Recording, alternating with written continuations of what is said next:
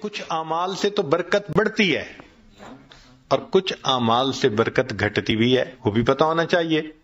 یہ نہ ہو کہ وہ عمل کرتے پھریں جو برکت ختم کر دیتے ہیں. تو برکت گھٹتی کس سے ہے؟ نمبر 1 بدنیتی سے گھٹتی ہے. جو بدنیت انسان ہوگا نا اس کی زندگی میں برکت نہیں ہوگی، برکت نہیں ہوگی اس کی زندگی میں. کئی ہوتے ہیں نا نیت کے کھوٹے، برا سوچنا، نیگیٹو تھنکنگ، بیوی کے بارے میں بھی نیگیٹو تھنکنگ، ماں باپ کے بارے میں بھی، دوستوں کے بارے میں بھی، دفتر میں کام کرتے ہیں وہاں نیگیٹو تھنکنگ. جو نیگیٹو تھنکنگ والا بندہ ہوگا نا اس کی زندگی میں کبھی برکت نہیں ہوگی. اللہ اکبر کبیرہ. ایک شعر یاد آ رہا ہے پنجابی کا، آپ حضرات کو ٹائم ہے کہ نہیں؟ یہ آج آپ حضرات کو وہ شعر سناتے ہیں، اس کا ترجمہ بھی ساتھ کر دے گا. ہمارے ہاں ایک بزرگ گزرے ہیں سلطان العارفین باہو سلطان رحمت اللہ علیہ، ان کے پنجابی کا کلام بہت معروف ہے. فرماتے ہیں یہ ناتیاں دھوتیاں رب ملدا تے ملدا کمبیاں مچھیاں نو. اگر نہانے دھونے سے خدا ملتا تو مچھلیوں کو اور کچھووں کو خدا مل جاتا، ہر وقت ہی نہاتے دھوتے رہتے ہیں. یہ سر منایا رب ملدا تے ملدا بھیڑاں سسیاں نو. اگر سر منڈانے سے رب ملتا تو ایک بھیڑ کی قسم ہے، سر پہ بال نہیں ہوتے باقی پورے جسم پہ ہوتے ہیں، تو اس کا تو سر ویسے ہی منڈا ہوا ہوتا ہے، اس کو خدا مل جاتا. یہ ذکر کیتے ہیں رب ملدا تے ملدا کال کڑیچیاں نو. ایک پرندہ ہوتا ہے کالا سا، وہ شام کو لٹک جاتا ہے کہیں اور ساری رات آواز نکالتا رہتا ہے، تو وہ کہتے ہیں وہ تو ساری رات ذکر کرتا ہے، اس کو خدا مل جاتا. یہ جتیاں ستیاں رب ملدا تے ملدا دانداں کھسیاں نو. پاک دامنی سے خدا ملتا تو جو خسی بیل ہوتا ہے وہ تو مادہ کی طرف آنکھ اٹھا کے بھی نہیں دیکھتا، اس کو بھی خدا مل جاتا. تو یہ باتیں کر کے فرماتے ہیں یہ ناتیاں دھوتے ہیں رب ملدا تے ملدا کمبیاں مچھیاں نو. یہ سر منایا رب ملدا تے ملدا بھیڑاں سسیاں نو. ذکر کیتے ہیں رب ملدا تے ملدا کال کڑیچیاں نو. اور جتیاں ستیاں رب ملدا تے ملدا دانداں کھسیاں نو. اور آخر پر فرماتے ہیں رب ملدا تے ملدا نیتاں اچھیاں نو. اللہ اگر ملتا ہے تو اللہ اچھی نیت والوں کو ملا کرتا. تو بھئی نیت اچھی ہوگی تو زندگی میں برکت ہوگی، اور نیت بری ہوگی تو زندگی میں بے برکتی ہوگی. کتنے لوگ ہیں شرکت کا کام کرتے ہیں اور اپنے شریک کا پیسہ ہتھیانے کی نیت کی ہوئی ہوتی ہے، داؤ لگا رہے ہوتے ہیں. کتنے کاروبار والے ہیں کسٹمر کو داؤ لگانے کی نیت کرتے ہیں. تو بھائی نیت ہی اچھی نہیں تو برکت کہاں سے آئے گی؟ تو بدنیتی سے برکت ختم ہو جاتی ہے. مولانا روم رحمت اللہ نے ایک واقعہ لکھا ہے، سن لیجئے ذرا، موقع کے مناسبت سے ہے. ایک بادشاہ تھا، اس نے گرمی کے موسم میں سفر کیا تو بہت تھکا ہوا تھا اور پیاسا تھا. اس کو اتنی پیاس تھی کہ لگتا تھا کہ میری جان چلی جائے گی. تو اس نے ایک انار کا باغ دیکھا، اتر پڑا. باغ کے مالک سے کہا کہ بھائی جاؤ کوئی انار کا جوس پلاؤ. وہ باغ کا مالک گیا اور جا کے ایک گلاس بڑا بھر کے لایا انار کے جوس کا. اس نے پیا، اتنا ٹیسٹی، اتنا مزیدار کہ بس مزہ آ گیا.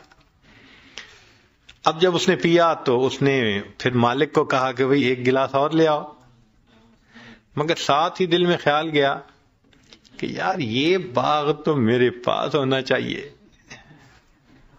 اب وہ دوسرا گلاس جب لے کے آیا تو اس نے پیا تو جناب اتنا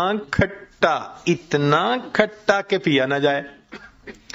تو بادشاہ نے کہا بھائی مجھے تو لگتا ہے کہ یہ درخت بدل گیا ہے، جس وجہ سے یہ جوس کا ذائقہ بدل گیا. وہ بھی سمجھدار تھا، اس نے کہا بادشاہ سلامت، درخت نہیں بدلا، مجھے لگتا ہے آپ کی نیت بدل گئی ہے.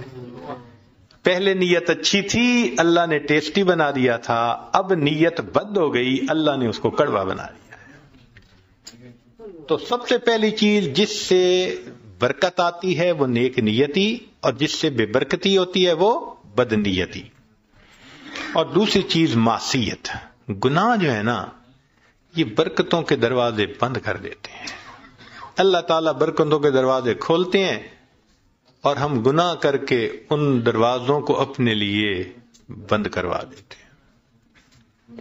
جو گناہ کرتے ہیں وہ اتنی مقدار برکتوں کی بند کروا دیتا ہے. اگر ہم سوچیں تو ہم تو صبح سے شام تک برکتوں کے دروازے بند کروانے میں لگے ہوئے ہوتے ہیں، تو برکتیں کہاں سے آئیں؟ تو معصیت سے برکتوں کے دروازے بند ہوتے ہیں، نیکی سے برکتوں کے دروازے کھل جاتے ہیں. اس لیے قرآن پاک میں اللہ فرماتے ہیں کہ اگر تم نیک بنو گے لَأَكَلُوا مِنْ فَوْقِهِمْ وَمِنْ تَحْتِ أَرْجُلِهِمْ، ہم ان کو وہ نعمتیں کھلاتے جو آسمان سے اترتی ہیں، ان کی روحانی غذا بنتی، اور وہ نعمتیں کھلاتے جو پاؤں کے نیچے زمین سے نکلتی ہیں، ان کے لیے جسمانی غذا بن جاتی. تو معلوم ہوا کہ گناہ سے پھر برکتوں کے دروازے بند ہوتے ہیں. اور تیسری چیز بے پردگی، بد نظری، یہ بے برکتی کا سب سے بڑا گناہ ہے. یعنی گناہ تو بہت سارے ہیں، مگر بد نظری کو اور بے برکتی کو، بے پردگی کو، لہذا جو بے پردہ عورت ہوگی اس کی زندگی میں برکت نہیں ہوگی نہیں.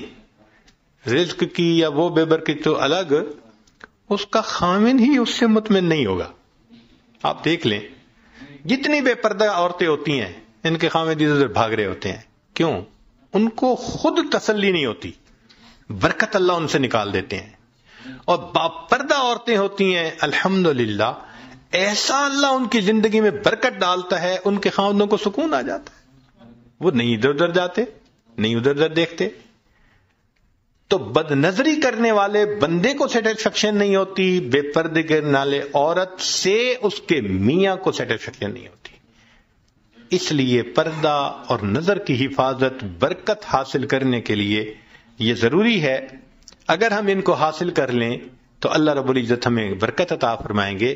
چنانچہ نبی علیہ السلام نے برکت کی دعا سکھائی، اللہم بارک لنا فیہا. نبی علیہ السلام دعا مانگا کرتے تھے، اللہ میرے لیے ان میں برکت رکھ دیجئے. دعا ہے اللہ تعالیٰ زندگی میں بھی برکت عطا فرمائے، موت میں بھی برکت عطا فرمائے. فرمایا کہ جو آدمی 10 مرتبہ صبح و شام پڑھ لے اللہم بارک لنا فی الموت، بارک لنا فی الموت، اللہ تعالیٰ اس کو کلمے پہ موت عطا فرما دیتے ہیں.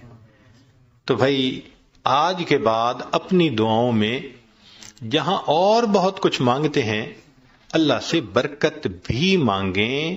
ہمارا مسئلہ اصل میں برکت نہ ہونا ہے. جب برکت آ جائے گی آپ دیکھیں سکون بھی ہوگا، اولاد بھی تابع دار ہوگی، بیوی بھی فرما بردار ہوگی، گھر کے اندر محبتیں بھی ہوں گی، الفتیں بھی ہوں گی، ہمارے سارے مسئلے آٹومیٹکلی حل ہو جائیں گے، ہر چیز ان آرڈر آ جائے گی. اللہ تعالی ہمیں برکتوں بھری زندگی نصیب فرمائے. وآخر دعوانا ان الحمد للہ رب العالمین.